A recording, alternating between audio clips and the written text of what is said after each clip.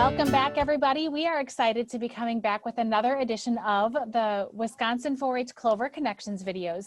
Today, we are being joined by a colleague and friend from Pierce County, Frank Ginther, who's the 4-H youth development educator over in Pierce County. And Frank, you're joining us today because we've been getting a lot of questions from 4-H leaders, even from some staff sometimes, about club decision making. And so we're going to pick your brain and we want to hear a little bit of information from you about some topics that might be related to making decisions. Excellent. So the first thing, I'm going to shoot the first question to you, Frank.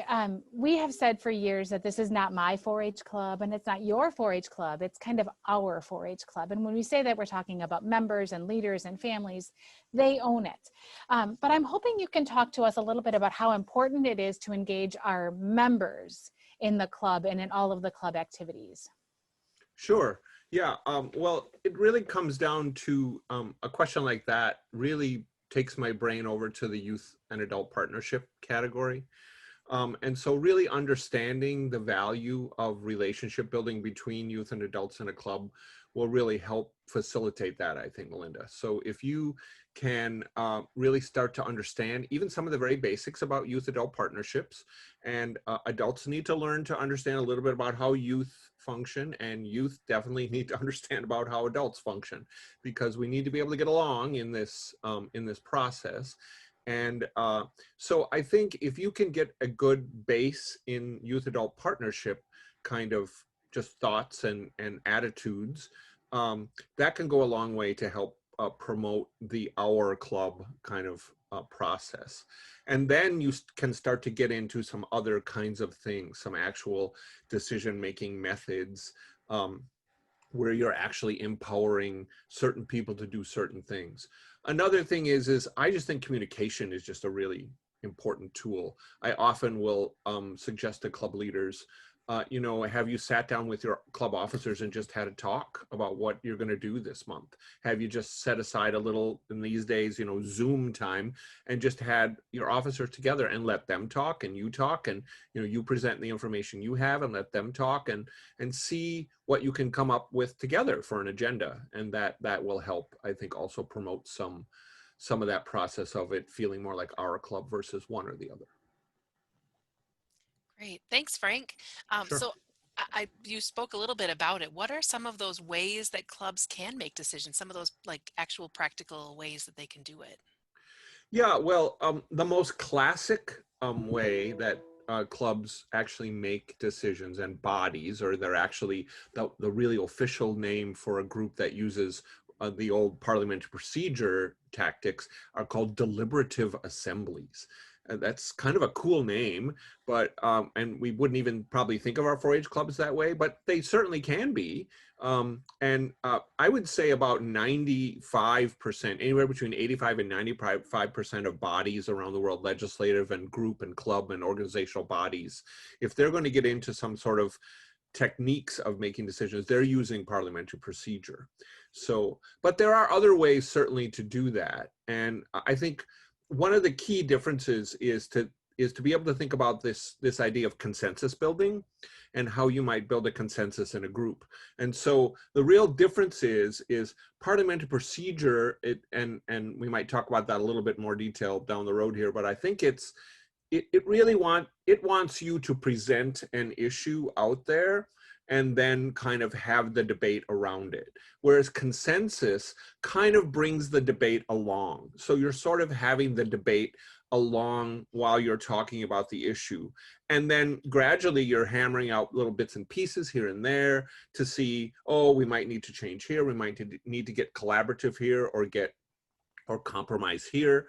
And so I think those are probably two of the key techniques that you might use: consensus building, or this more formal thing called parliamentary procedure. The other thing is that sometimes groups can make some other ideas and plans that are maybe just a little bit different, and that's really up to the group. So that's again where that communication comes in, and the group is just going to decide, well, we're going to decide things by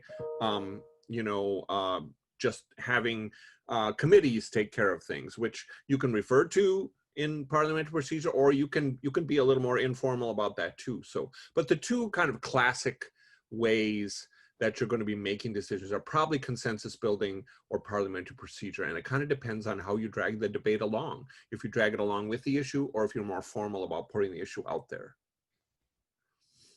You know, Frank, I think you brought up some really good points. And we've heard the word parliamentary procedure a lot throughout our conversation today. But what if somebody doesn't know how to use that? Do I have to use that in my club? Or is there maybe some abbreviated ways that we can do some different things? So what are your thoughts on that? Sure. Well, first of all, it is a remarkably old way of making decisions. I think it goes back to about the 1500s, and it comes from British parliamentary law, and so it's got some roots to it. So, and I think one of the things you really need to think about is how, and this is going to sound sort of weird, but how unruly is the group? How unwieldy is the group? I mean, parliamentary procedure was really invented so that groups that were really unwieldy and unruly to have some order, you know, and that's why they used the book Robert's Rules of Order. And it was actually, that book wasn't written until the late 1800s, till about 1876. And that book was written by actually a military man whose last name was Robert. And he saw this happening in organizations that he was in the San Francisco area. So that's a little history behind it. Now, there are pieces that you can master pretty easily. I think if you just can get some basics about getting people comfortable with moving motions, so getting them to think about how you move the issue forward, not make the issue move forward, but move that issue forward. Getting people to be comfortable with how you might refer things over to committee groups, because that can move the agenda along, so you don't kind of spill over to a consensus discussion, which just goes on and on and on. And then you kind of lose where you're at with your parliamentary procedure. I think basic voting, just doing some practicing, and sometimes with different kinds of skills. Maybe it's a visual vote with a hand raise. It doesn't always have to be just a vocal kind of a vote. There's lots of other ways you can do basic voting. I mean, where people show a preference, standing up, sitting down, maybe putting something in you can vote by putting something into a certain, one side of a container or another. So I'm going to vote this way, or I'm going to vote that way. So if you can get some of those basic things about moving issues forward and then doing some basic voting, that really gets your feet wet. And then now you can start to get into a few more things. And then I think adjourning, also learning how to formally end your meeting. So those are some pretty basic steps that you can do. And in some ways, I think they're a little bit easier to learn than consensus. Consensus requires a lot of talking and compromising along the way, and a lot of discussion.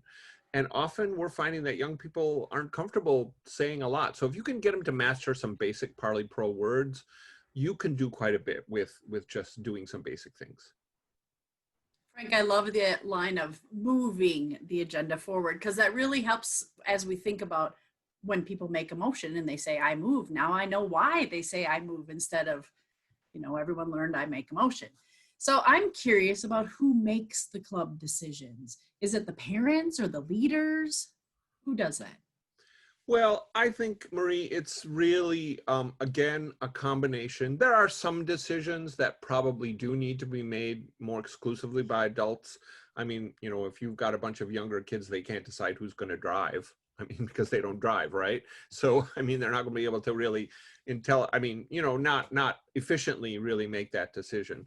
But I think when it comes to some basic things about, spending some money, or deciding if a club's going to have an event, or deciding to accept an idea that that somebody has in the club and try to move forward with that idea.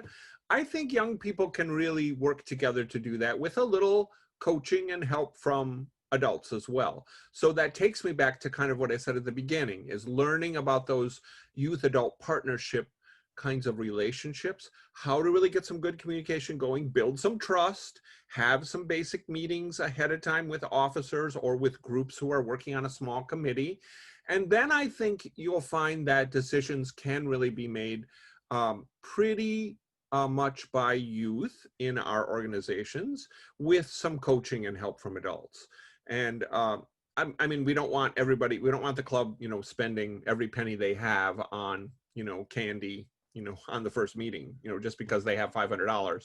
So I think being ready to coach along the way and having those communication lines open, build some trust, and get them to try some of these techniques and ease them into it, I think it can really be a great partnership. Frank, I want to thank you for joining us for this edition of Clover Connections. I think we could probably do a couple more videos, deeper dives into some of these things. I've learned a ton. And I think I came in knowing a little bit. So if you've got questions about how to do any of those things that Frank has just mentioned, remember that we are all here for you. And make sure you join us next time for our next edition of Clover Connections.